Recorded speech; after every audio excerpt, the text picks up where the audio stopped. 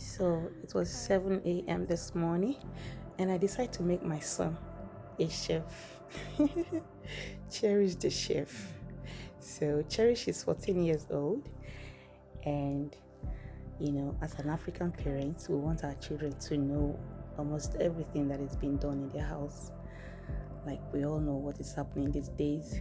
A guy who does not know how to do house chores always find it difficult, to manage life, you know.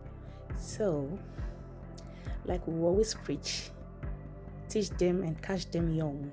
So, I'm trying to catch him young. He's 14 years old, and sometimes I feel he needs to do some of these things in the house, not just waiting for mommy to do everything, So, he's good at doing laundry, cleaning, and assisting in taking care of the kids in the house. Yes, he's very good at that. So I just recently thought about how about if I start introducing him to start cooking. Yeah. He knows how to make teas and make their cereal, but that's not African food. So I decided to call him this morning and tell him, can you fry eggs for potato? He said, I'll try my best. I said, okay, don't worry. I'm going to guide you. And from there, you start learning. I know you like doing house chores, but this time around, you need to start coming to kitchen. He laughed and said, Daddy will not like it. I said, don't worry. We'll do it together. And with the chief master of the house, Promise, who always liked to poke nose in things that doesn't concern him. We were in the kitchen assisting Cherish and cheering him up, trying to make him feel good and comfortable in what he was doing. So that was the potatoes, the Irish potatoes he fried. So Master Promise was asking for some, and he said, oh, here, take some. Promise, he likes to share so much. That's one thing I love about him. He's not stingy with what he has. So that was the second part of the potatoes that was ready already. So he was taking them out, and after which we proceeded to frying of the eggs. You needed to come and see what my son was doing here. He was fidgety, he was shivery.